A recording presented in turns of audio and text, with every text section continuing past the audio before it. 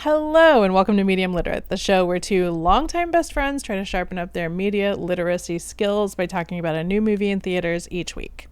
My name is Monika Scott and my co-host is Emily Faye, and today we are talking about the internet's boyfriend Matt Johnson's new movie Tony. And I said his name weird because I'm tired. So we're talking about Tony. It's the Anthony Bourdain biopic. From here on out, I am now issuing the spoiler warning. Once we get into the episode, we're diving straight into the movie. So if you haven't seen the movie yet and you care about spoilers, save this for after you've seen the movie. If you're listening to this episode in audio and you'd like to watch us speak, you can go to our YouTube channel. Medium Literate can be found on YouTube, where our full episodes are uploaded. I think that's it for now. If I sounded insane, it's because I'm very tired. Okay, on to the show.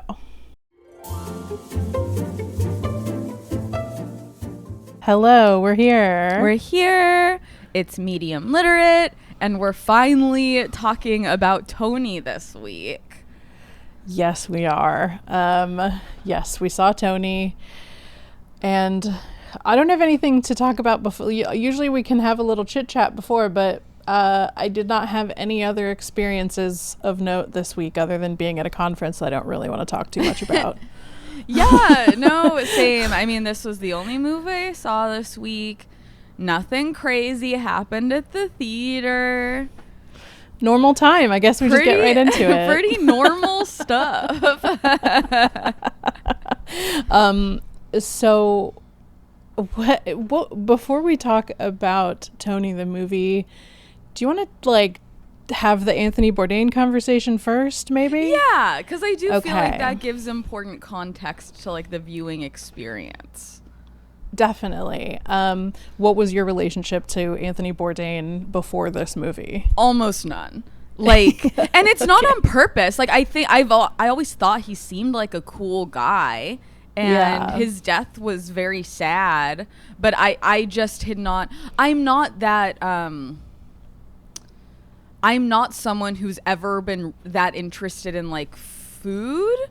That's just not one of my things that I'm drawn to as a point of interest. And I know that the show and stuff, it's food is an entry. It's beyond food. I'm sure I would like the show, but it's just something I never really sought out. So I never read his books. I never watched the show. I just sort of knew him as a cultural figure because he was a big cultural figure. Yeah, that makes sense. Yeah, I'm similar. I was thinking this morning about a lot of my experience of Anthony Bourdain until I knew this movie was coming out was through men around me. And especially my type of guy, my entire dating history. I think if you're a straight millennial woman also, Anthony Bourdain is this sort of guiding specter of the men you encounter. And it's a certain type of guy, depressed, world weary, but there's a certain type of guy where he's such a guiding light for them, and I think that's a good thing. I don't think it's a bad thing, but it was for a lot of my early 20s. I think I had a situation where, because I think No Reservations was in 2005 it started, so it's been around for most of my sort of conscious and aware adult life. Yeah. But yeah, there just was a thing where guys would talk about episodes to me or quote him to me, and food is something that matters to me, but it's been an interesting experience to explore him now, because when I realized I was going to watch this movie, I was like, I should look into some episodes of the show, maybe. I always sort of assumed he was like a tough guy, rocker, like, I don't know, there's something about like a rocker brain attitude thing that I can find a little bit, I'm a little allergic to, you know. It's like he's defiant in just for the sake of it. Like, that was how I perceived him before I watched the show, and I think he does have a little bit of that, and that comes into play in the movie. But watching the show, I was like, oh, he's like, one, he's a dork, he's like silly.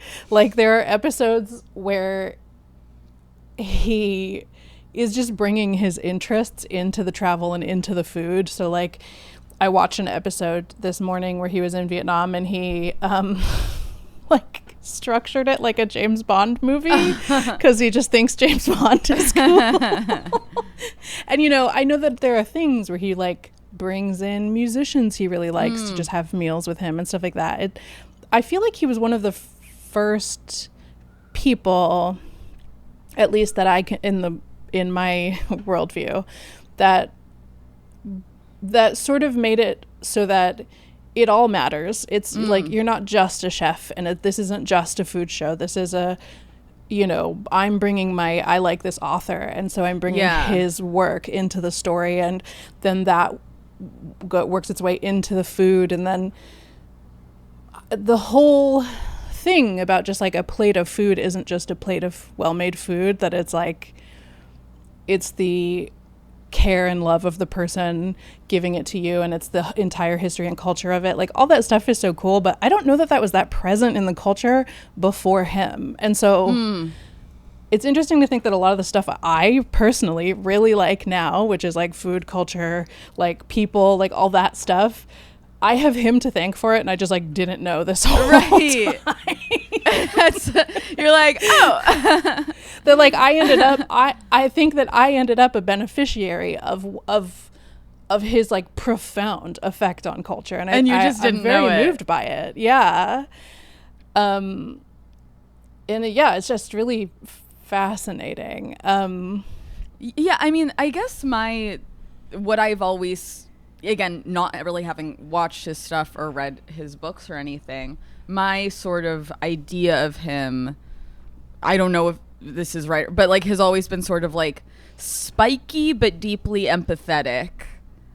Yes. And like the way he interacts with other cultures seems very good and cool. Like, yeah, where he's like, let me get like just in there, you know? Yes. And big time. see what's up. Like, yeah. Yeah. And so I watched a Vietnam episode because I read in someone's review that Vietnam, I guess, was like the thing that's most important to him, like the country that he always wanted to live in. And it is funny, he seems very happy in that episode. And then I watched one that people recommended on Reddit that is the Beirut episode. Do you know anything about this? I read about it on his Wikipedia. Yeah, that Israel starts airstrikes, and a war breaks out in Lebanon while he's there, and they make the whole episode about that. And I just think, like, there's a lot of other food shows of the time that maybe wouldn't have shown that. Or just been like, well, oh well, scrap it. And it was deeply sad and like moving and like kind of funny, like the way he had to exist in those days. And that's like pretty early. That's in the second season of No Reservations. So I could see how once that aired, people were all in on him. And then the other one I watched, which was actually a huge mistake because it made me incredibly sad. I watched the New England episode in parts unknown because I was like, oh, I want to see him go to these places that were in the movie Tony and like get a sense of it. And that part was really fun, except the second half of that episode is all about the opioid crisis. And specifically the opioid crisis in like small town Massachusetts and Pennsylvania. And in the end of the episode, he goes, I do think this is the first time, it was in 2014, and I feel like that might have been the first time that someone blames the Sackler family for the opioid crisis on like regular TV. So late.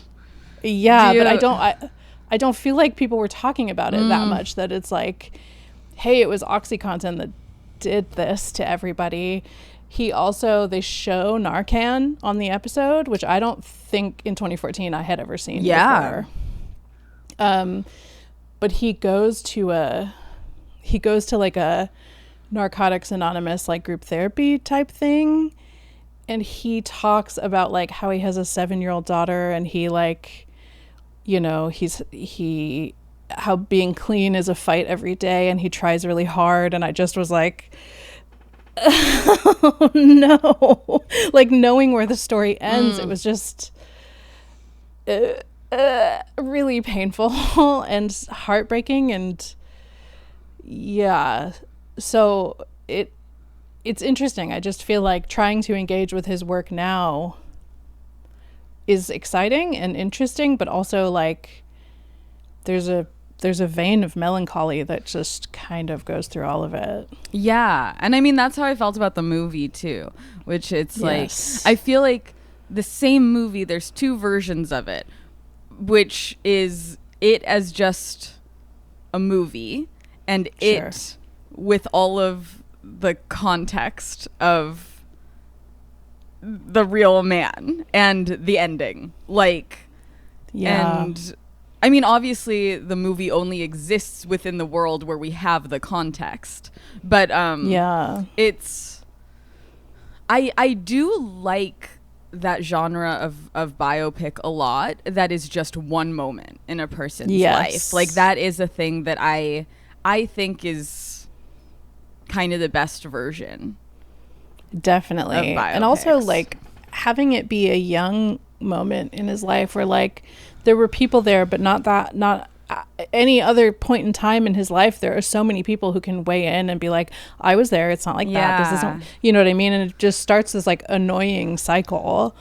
And this was like, he was very young, he was kind of anonymous, like people didn't know who he was. I mean, I guess what I'm saying is that I think that this movie works even as not a biopic. Like, I still think it would be a really good movie, even if it was just like if this was a made up story about like a not real person. But then when you add in the context, it does give everything, like all these little moments, more weight. I totally agree with that. Have you seen the theory floating around that people think that they didn't want to say this was the Anthony Bourdain movie? No. That like they wanted that to be a reveal. It's completely unsubstantiated, so this is like pure rumor, but there's a theory floating around the internet that it seems like potentially the plan was to release this, tell the whole story, and then when he says, my name is Anthony Bourdain, in the very end of the movie, that's like the reveal that that's what you were watching.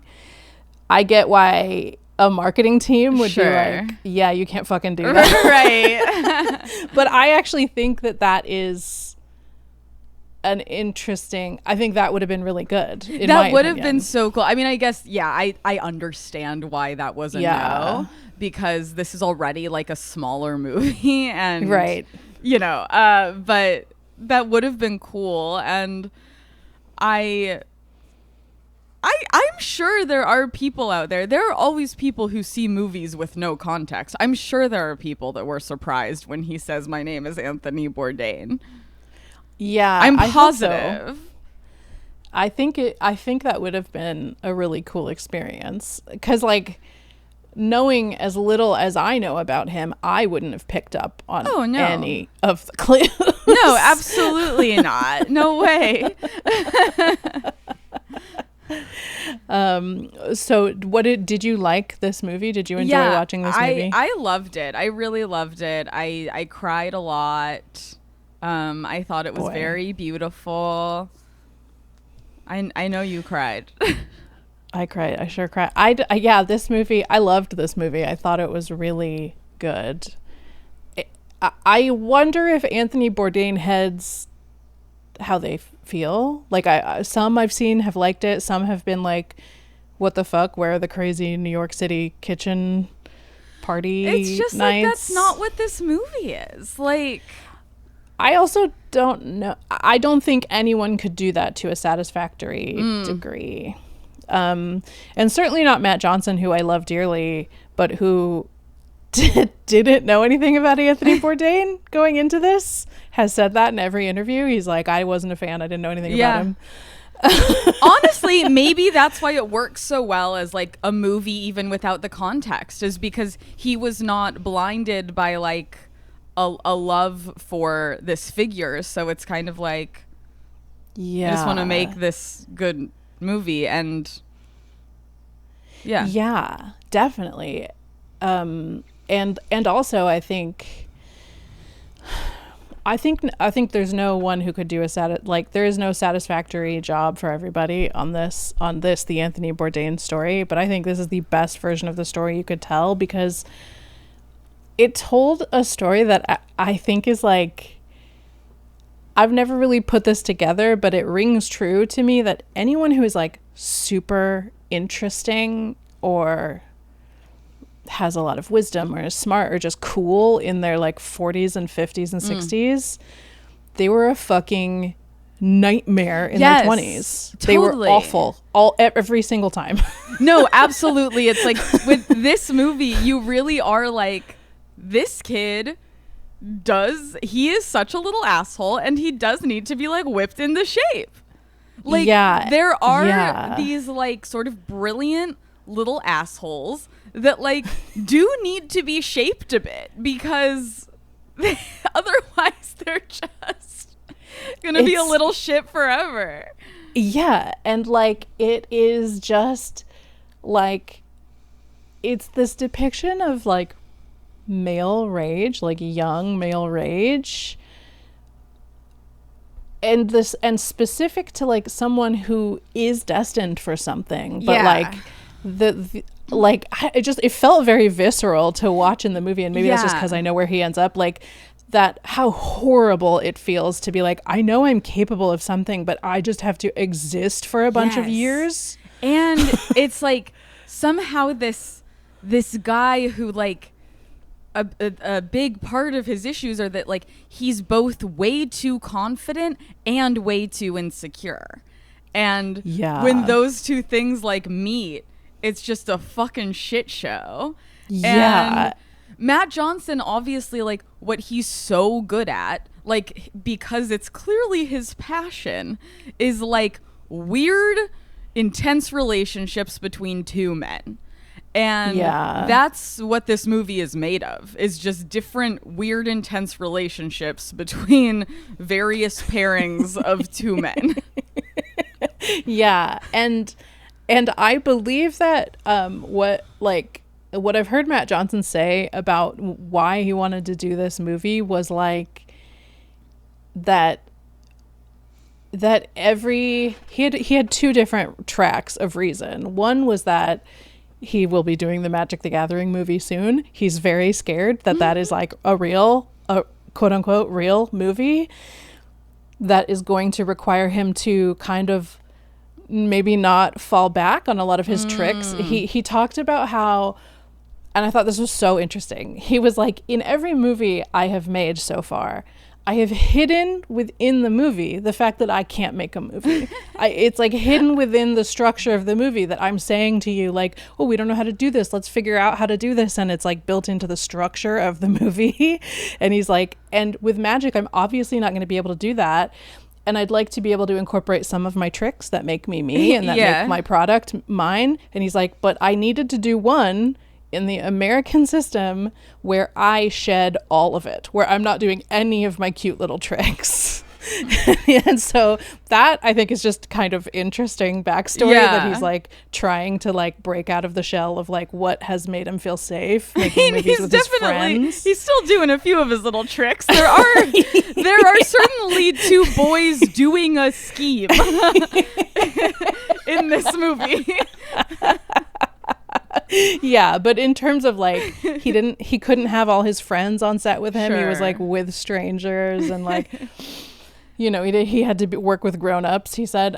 But the other thing is that he was like, it always has felt terrifying to try to write something that was like actually about myself or was autobiographical. And he's like, and this is as close as I can get, because this is what I see in myself.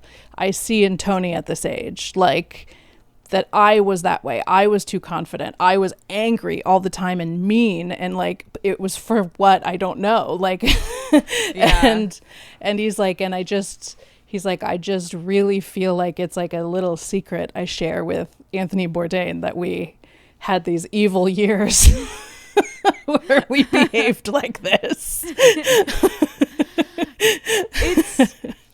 It's such like a, it's just this movie is such a good character study of like, also just, you know, some people just, you know, some people, they're depressed or they're whatever because of like trauma, because of this, because of that. And it's like, there are some people that just, they have a heavy spirit from the day they're born. Like they just carry this heaviness in their soul that they could have the most perfect life from, the second they come out of their mom. It doesn't matter. It's just this innate weight and sadness. And I thought this was a really good, like, I think this showed that very well. Yeah. And also, you know, in a much shallower observation, it showed like the writer and the like prolific creator that he becomes later obviously has to start as him being like a fucking annoying tryhard with his words. Totally. and like pretentious. Like that a lot. Which that's such like the beautiful arc of the story is him being like, I'm a writer, I'm too good to work in a kitchen, and then ending, that's like just such a beautiful scene when he then is like, drops out of Vassar to go to the Culinary Institute because he realizes that it's like all the structures he thought were like, this is important, this isn't, are false. And but I also thought Dominic Sessa was perfect. Yeah, I feel like he really, it's so dangerous, like, because a cheap impersonation would have been really annoying immediately if someone tried to do it. And I don't feel like he was doing that at all. I just feel like he was being his interpretation of that. And the way he like used his long body the way to look uncomfortable, the way that his body, when he was standing and walking, he was always just at a full 90-degree angle at his shoulders was I loved that as a choice, where it was like he was literally not standing up straight once. No, that's so funny. He was like the most hunched over man alive. And Dominic Sessa, I think, beautiful return to the character actor face, because that is a weird looking little dude. And I love it. It's honestly one of the rare instances where in a biopic, the actor cast to play the guy is less handsome than the real guy. That never happens. That never happens. But he's like a weird little dude, and I like him a lot. I feel very Papa's Orchard about him, you know? No sexual urges. Do you know the tweet I'm referencing? No. I think the original was Timothy Chalamet. It was years ago where it was like, Timothy Chalamet, I have grown quite fond of you. I have no sexual urges, but I feel that we used to pick apples together in Papa's Orchard. So that is not how I feel about like Cooper Hoffman. That is how I feel about Dominic Sessa. Have you seen all the memes and tweets and stuff that are like, Matt Johnson is grooming that boy, because of all the videos where he's just fully like encompassing him. They're like eating oysters and he's just like, there's one where they're in an interview and he's just like speaking for him, and like the interviewer's like, I would like him to answer. That's really funny. And the like, he's Jay's The Substance Margaret Qualley. That's really, really funny. I have not seen the memes, but I have clocked listening to a few of the interviews with Matt only. Like, Dominic's not there. And when he talks about wanting to do the movie, he's like, yeah, some agent or someone pitched him doing Tony, and he was like, no. Like, why would I? And then he met Dominic Sessa separately. He just wanted to meet him. Oh, wow. Okay. Which, is like an actor director thing. Like, you just like sit down, have lunch, and like get to know each other. But he wanted to meet Dominic Sessa, and then together they came up with the take that they were going to do on Tony. But this was a Blacklist script, so the script already existed in terms of like, it's just the Provincetown years. This is a condensing of 3 years of Bourdain's life. Oh, okay. They made it one summer because I think it's just like a little easier. Yeah, totally.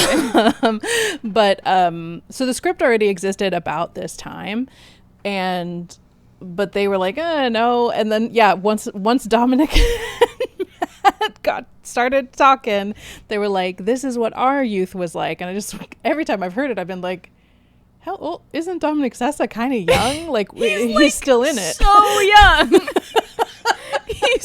Is he not he's kind still of in the it? youngest boy alive in many ways.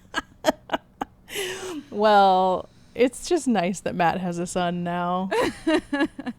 Yeah, son. Let's go with that. Let's not go with age inappropriate new little boyfriend. I just don't get those vibes, but maybe I haven't seen the clips that everyone is sharing. He's clutching. Sometimes you're just excited about someone. As someone who has gotten too excited about people before. It's funny. It's just funny that he always has a man. He just is, his fingers are in the flesh of. And I love that about him. Do you think that he got married yesterday? Was yesterday Matt's wedding day? I thought it was the weekend of the release. I thought it was the weekend of the first release. I have no idea. I don't know. I think if that specified. man's been married for like 2 weeks. God, this is an annoying time in his life to get married. I feel like if they had a real wedding, it's weird. Because he's also like, I watched a Q&A video. I watched a 30-minute TikTok video last night. I didn't know I didn't know you could make 30-minute TikTok videos. You can. If you have, I think they can go up to an hour. Holy shit. So it's a 30-minute TikTok video of the full Q&A that he does after a screening in Toronto. And he said he's shooting a movie right now, like left set to come do the Q&A, and then he has to go back to set, and it's like something set in Toronto, and it's set in 2015. And I just was thinking, so you got married during press for your first like major American release, which he doesn't have to think that's American release is that important, but it is like a major studio release. And during filming for a movie, you're insane. You're in production right now. His brain works in a way that's different from everybody else's. Like the only way that would work is like literally if he like showed up right before like standing at the end of the aisle, walked up there, got married, and then left. I know she's a filmmaker too, so maybe she was working on these stuff too, and so she doesn't care. Who knows? Good luck to them. I do think this movie, knowing that about his intent for the movie, it does feel quite like very revealing of him and his, I don't know, his what brought him to the place that he's in as well, and maybe how he sees himself. Especially if he's like, just if he's kind of, if he feels this to be so strongly autobiographical as well, and he's sort of placing himself on the Bourdain genius continuum. I don't know. I think it's interesting. It's like self-awareness mixed with grandiosity that I find, charming because I love him. But but if it was anyone else, I don't know if I would. The like brilliant, unimpressed mom definitely pops out. Oh yeah, big time. I always like to see Rich Summer. I always like to see. I liked both of the parents. Dagmara. I can't say her last name. It's very Polish, but it's got so many letters, but so many consonants specifically. But I loved both of the parents. Rich Summer has such a warm vibe. I wish so much that he could be in roles that were juicier than what he is given. He's just so good at like the dad / husband that's not like the main guy, and unfortunately he pigeonholed himself by being too good at that, which is funny because in Mad Men he's like kind of a fucking asshole. He is an asshole. I think he's an asshole in that show Love too. He's like awful. Oh, I don't remember him being in Love, but in Minx he's like, which, okay, that brings me to the fact that, like, I love things set in the 70s. Yeah. So that is just a thing that I always, like, love anything set in the 70s for some reason. It's just an era I really like seeing in media. So that's, like, immediate, like, big point towards any... It's like, it's like the free bingo square. Yeah. If something is set in the 70s. I'm like, okay, good. Finally. Yeah.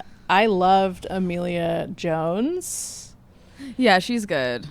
That little hair, I don't know if that was a wig or what. I feel like it must have been because it was so perfectly shaped. And so voluminous.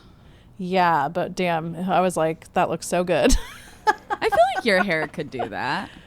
The bangs don't really, they're not really trying to take orders from anybody. I also something I love about 70s movies that this really had, and this is very like, nostalgia for a time I never lived in, I guess. Yeah. But I love movies that are set in a period where it's like something that literally just can't happen now.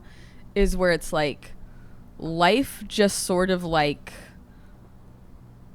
unfurls, like it just sort of happens, like domino effect style, like where it's like you just show up at a place, no plans, no money, and then things just sort of tumble out into some path. And life just sort of happens. And I feel like that's not possible anymore. Yeah, I think that people still do stuff like that. And it has never, ever, ever been me because of the various anxieties. I also think, everything about, like, I think in the 70s, it was just a lot more common to just show up places and figure it out. Yeah. And it was a lot more, I don't know, I don't want to use the word safe because I don't think that's true. I think that there was like less anxiety about your personal safety in the 70s. And so, and again, we're talking about it in an era we don't know anything. Yeah. We don't have any lived experience of. But that's my sense, is that also easier to meet new people just because the only way to meet people was in person. So people are just simply not open to entertaining meeting someone that like they have no connection to anymore. Boy, don't even get me started.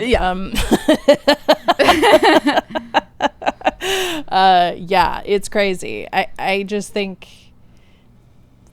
I've been thinking a lot about this as I've been on my screen time journey. Listeners, I'm an iPad baby now. No, but I've just been I've been thinking a lot about this because, like, so I took Instagram and TikTok off my phone. They're just on an iPad, so I have to go visit it to, I can't just like open it at the grocery store or whatever.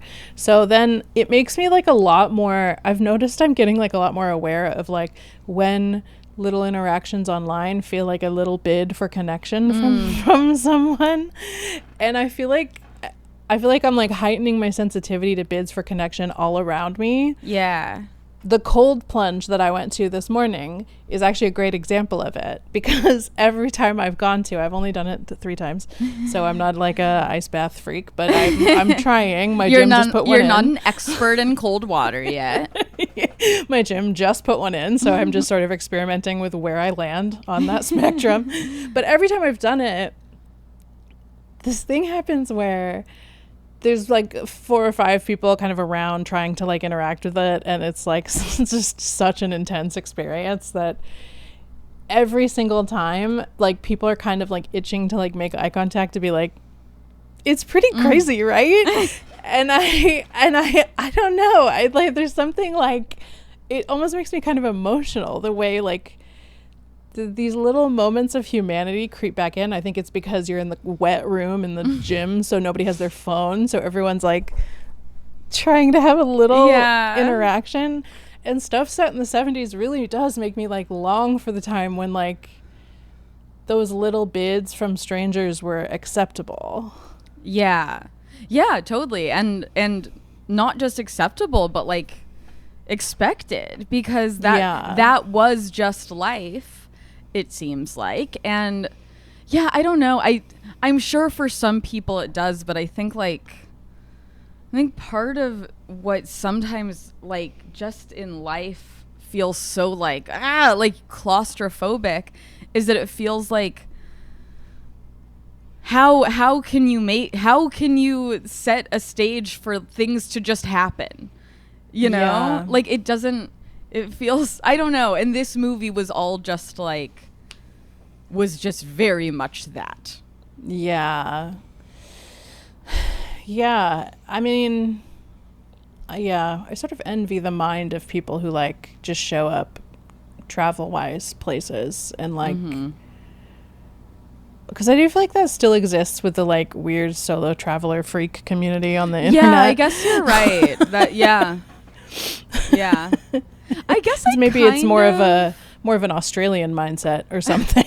I a little bit had that when I went to like Mexico City alone. Yeah. Like where it's like things just did lead to other things that led to other things, and I met people that led, and so that was like, it was so invigorating that it was like, I showed up with no plan. This week would have sucked if I hadn't met people, but I did. And it ended up being like awesome. And isn't that sort of the core of what Anthony Bourdain's like whole thing ended up becoming? That like you show up at these places and you just accept the warmth of the culture in the place that you're at, and that people are the destination. Yeah. Sort of. And because it was like the first connection I made, which was like, it was like American girls who were like on like a bachelorette trip or whatever. But like, it was like that happened because I went to a cute bar, and then I was like just talking to some like local guys. They were buying me tequila shots. I was making out with one of them, but then I was like, no, I'm not going home with you guys. And so then like one of them got all weird. And so then the girls who I had talked to earlier for 1 second, because one of them had complimented my skirt, and then I was like, your skirt, that's from the Sandy Liang Target collaboration from a few years ago, right?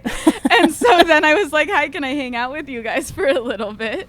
And then I hung out with them all night. Some of them were going home. One of them was staying a few days. We exchanged numbers. I went to her new Airbnb, which was an apartment building. I met a local guy. We went on a date. Then our day led to like go. It was just like, it was great. Yeah. You could have, if you kept riding that wave, maybe you'd have a new career in some new field you didn't know about. Yeah, who knows? And yeah, so I loved that. And then that was sort of like, oh my God, this is like cool. But then, you know, like Leo Woodall's character is so tragic. Like there were just some parts of the movie that were like, and it doesn't like spell it out like this is sad as fuck, but it's just like a very real feeling type of guy where with context clues of how he acts, you're like, this is a very tragic, extremely troubled figure. Something bad probably happened to him. And he just like is that kind of guy who is so troubled that he keeps like fucking up his own life. And, you know. Yeah. But he is, I mean, Leo Woodall, that's the best I've ever seen him. Same. He was for sure.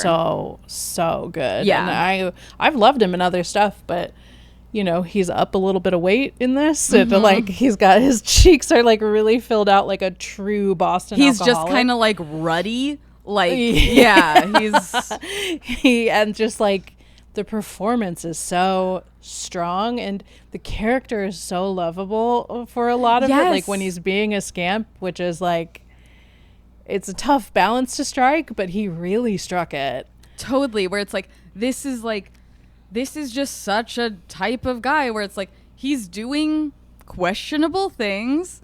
Like, you know, the joke about the knowing the age of consent in every state and stuff. Like, this is that was a really good joke. Like, he clearly does like young, you know, it's like, it's not like this is an amazing stand-up guy, but but also you're like, oh, but it's clearly from a very troubled place, and that just is such a that's a guy that's probably most troubled guys, you know.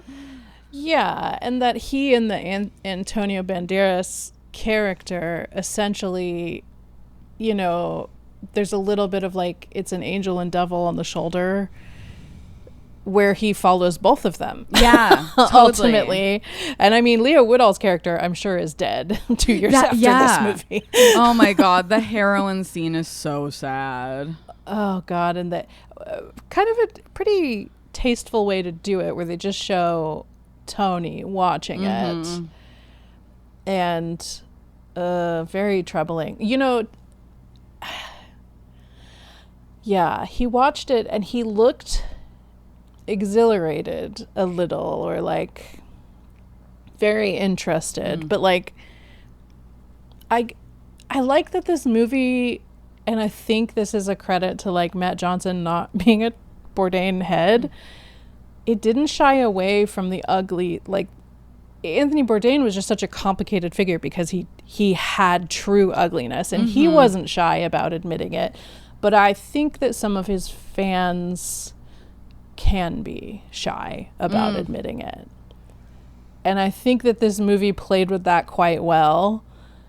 And like one of the things that Anthony Bourdain like said a few times was about how like he would look at himself in the mirror like during his heroin years, like completely dope sick, and just was like in awe of himself. And he liked it. He found it he found a tremendous romance in it because he idolized all these writers, right, from the like 20s and 30s who were all heroin addicts.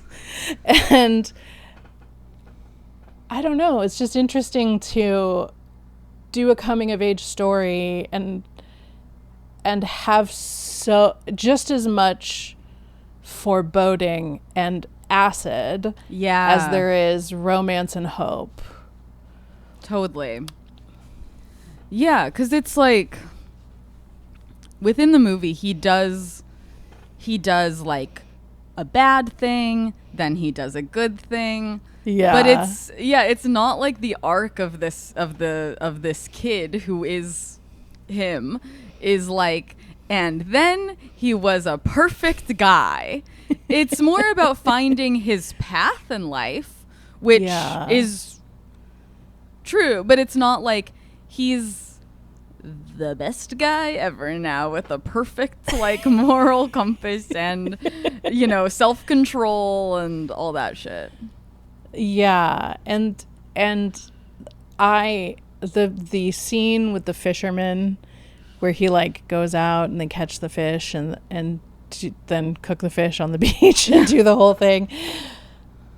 I just found it very touching that, I don't know, like I obviously they had to show something, right? They had to show him experiencing some kind of cultural thing that would take him down that path, right? Of like seeing the romance of that experience, of like having that experience with people. And I thought it was really beautiful and exciting. Also, he tells Emilia Jones about his day, right? And he's lying. Yeah, that was like, yeah. It was so good, but that was the first part that like I was like, I'm in trouble because I cried so much already. Like, yeah. There just was something so I definitely teared emotional. up during that part just because it was very beautiful. Yeah, that was like this. That was the sunniest part of the movie. Was that little montage where it's like, where it was just like that was the most like happy, hopeful, because it's like every man in this movie who like we get to know it all is very sad. It's like Leo Whittle's character is obviously very tragic, but like with Antonio Banderas' character, it's like,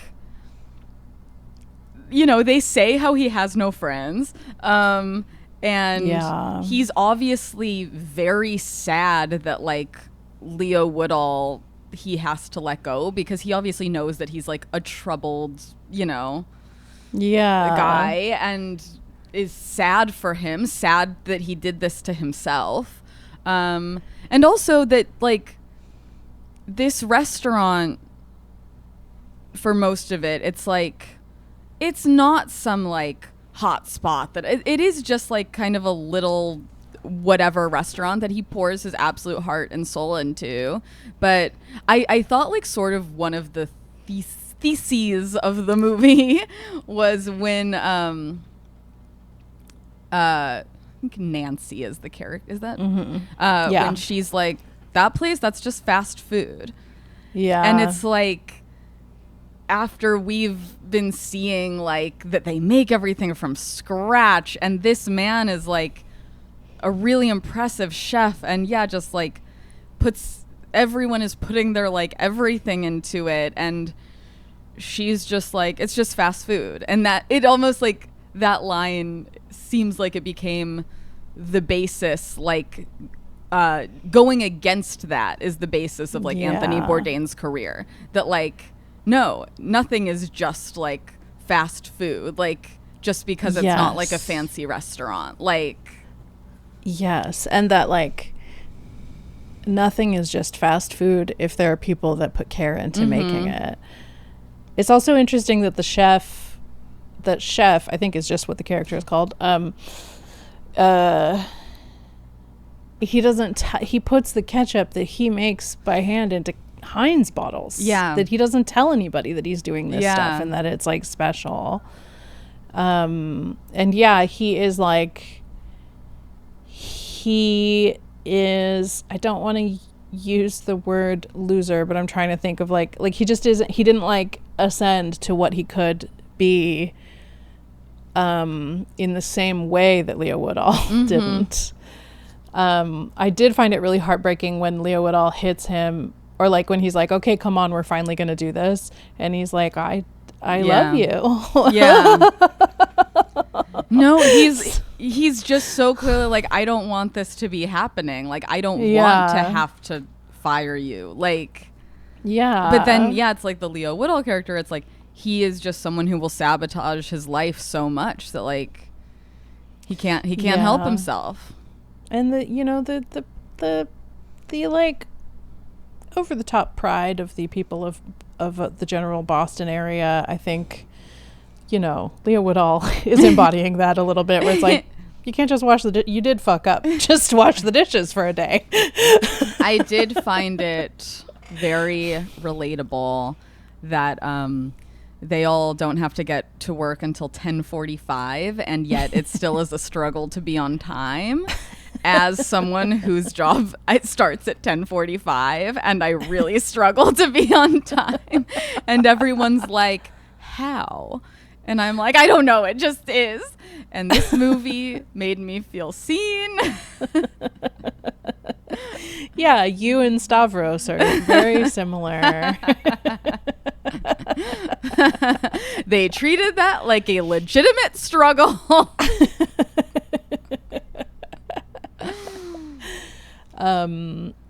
Oh, but speaking of like community, the other thing about Antonio Banderas that like was a very like sort of just sad moment for him was when he's like, there used to be these like clam bakes that like everyone would come out to. Like he is clearly someone who is also like mourning the loss of like just natural organic community. Yeah. Yeah. And this is, I would assume that maybe the 70s in a lot of ways were like the beginning of the end of that sort of stuff, when like those generations were really aging out of like sticking around or, you know, keeping in this like generational fishing village community. Yeah, very heartbreaking. Antonio Banderas, I can't remember the last time I saw him, but oh God, I loved him. He was so warm. He was so good in it. Yeah. Like aloof, but warm. Yeah, he cared but kept his distance. But also it feels like between the Antonio Banderas character and the Leo Woodall character and their relationship to Tony in this movie, like a lot of it's like, yes, intense relationships with men in your life is funny. It is what's happening. But there's something about like, I think the hopeful lesson is like that you have to let people in order for them to like help you grow or something. There's like something there about like, it was only when he let those people into his in like meaningfully that they set him down the two paths that he went down that, you know, for better or worse are what happened.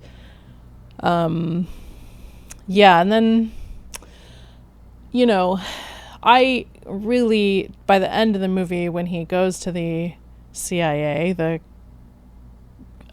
Culinary Institute of America. Yes, which there's a very funny bit about that being a funny acronym. I lost my mind. I was like crying so hard by the time he gets there. And I didn't really expect it because I've never had a super strong opinion or feeling about Anthony Bourdain.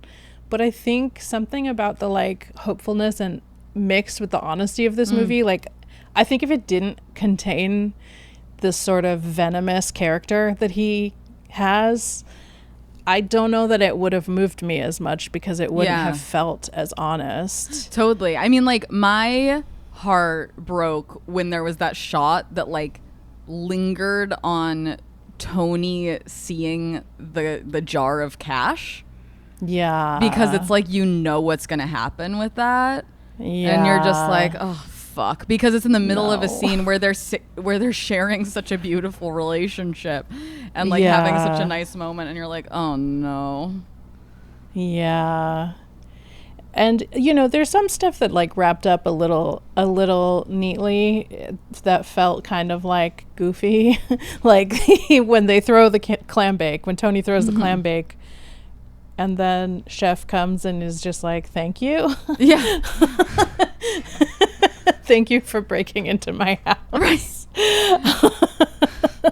And burning down my restaurant. God, that's also really tough when it's like, it's really, maybe just because this is truly my worst nightmare in life, is when things happen in movies and it's like, it truly is all their fault.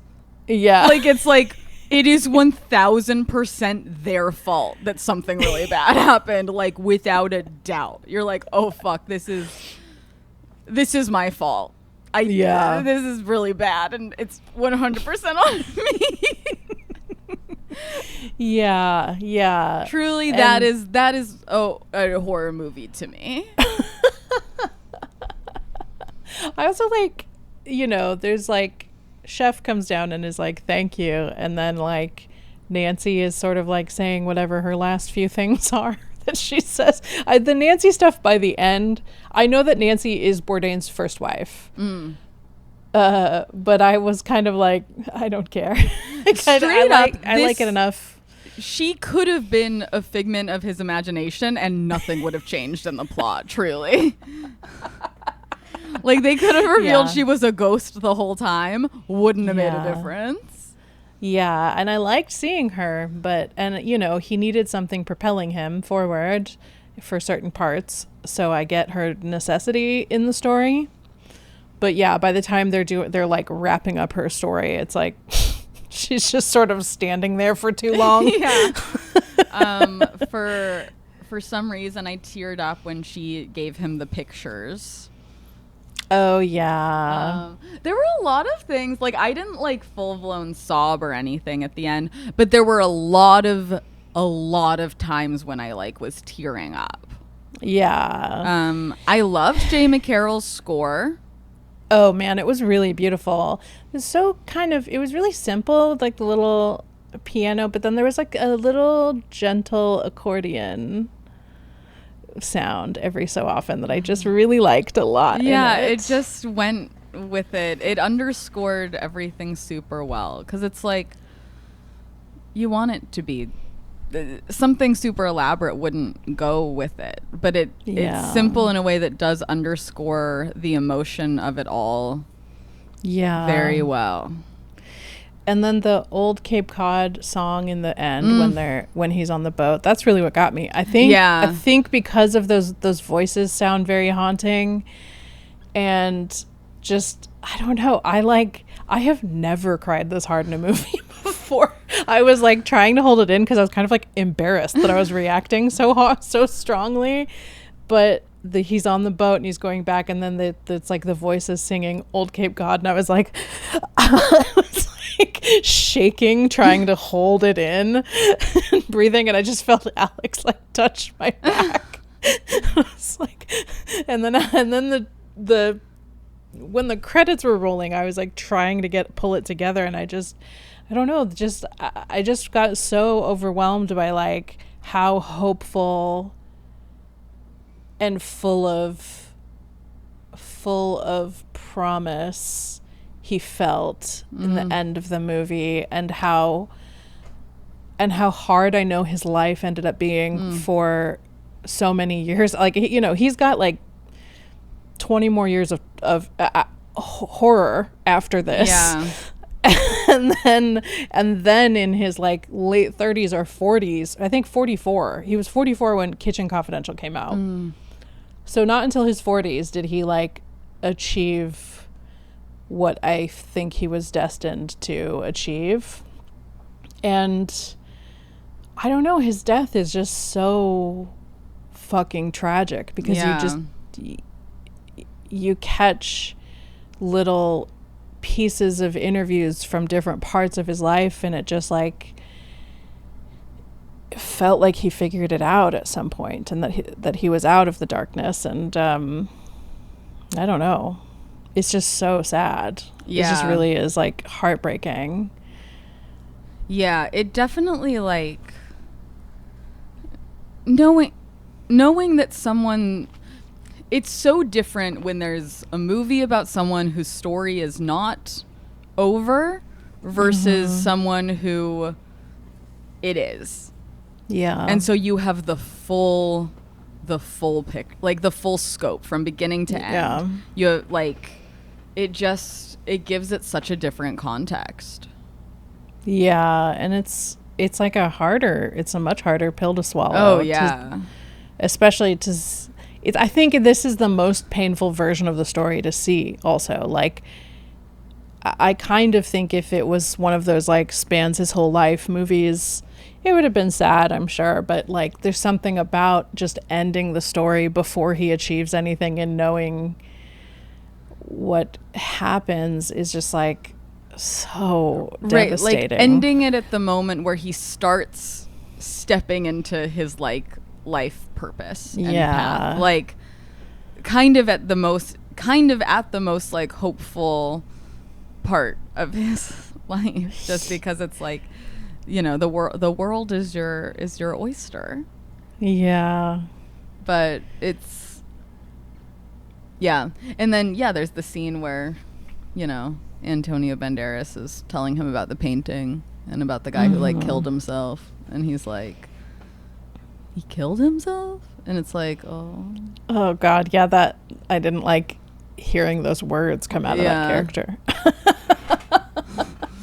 Although Matt Johnson surely must have been aware of that, because the line after is so funny, where he's like, the fish he ordered didn't get there. Right. He's like, no, I got that.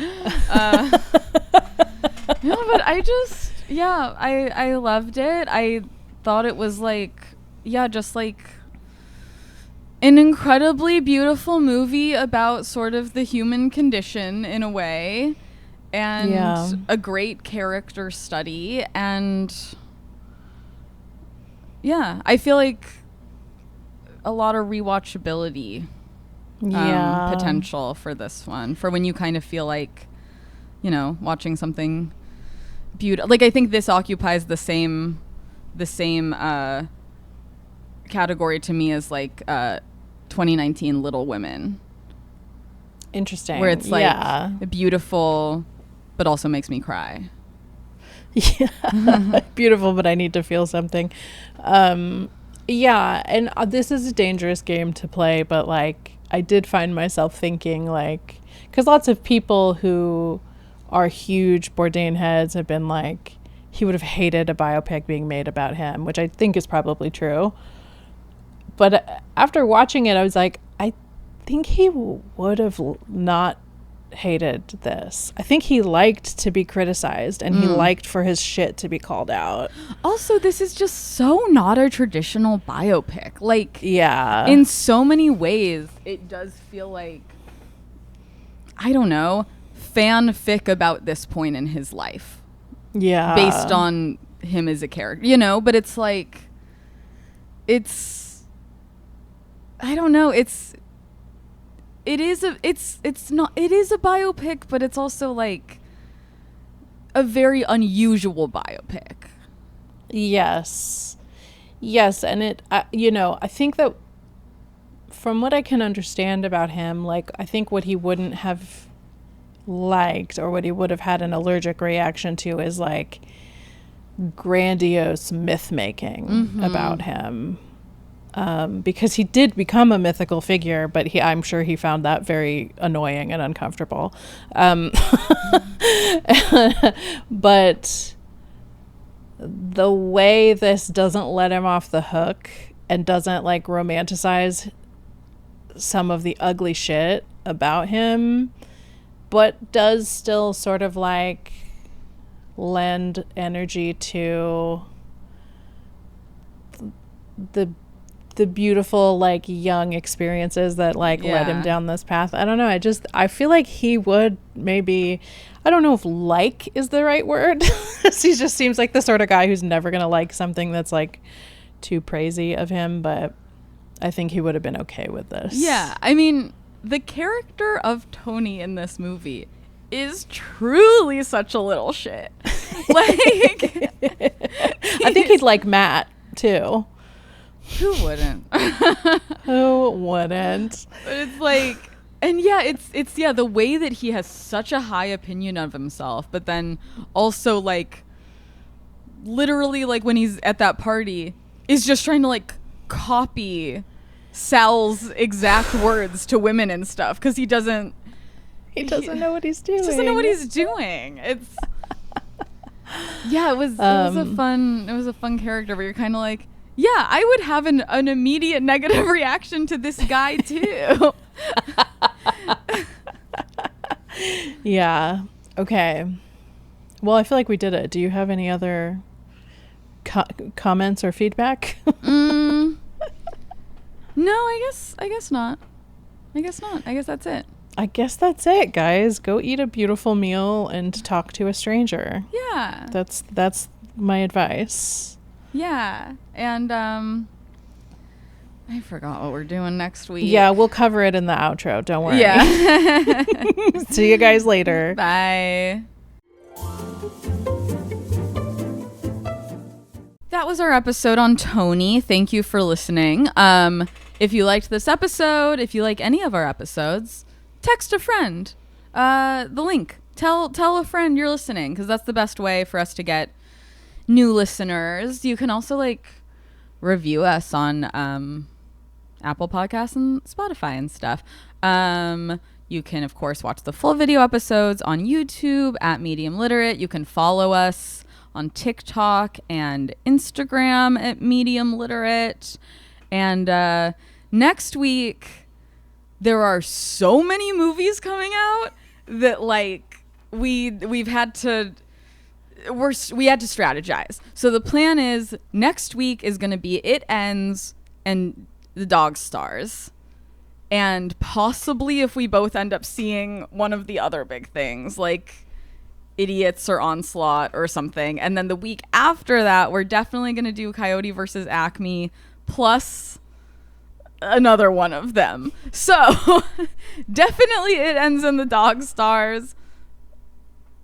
Definitely those. So yeah, we will see you then. Medium Literate was created and produced by Monika Scott and Emily Faye. Our theme music was composed by Christian Larson, and technical help is from Alex Luchin. Thank you so much for listening, and we will see you at the movies.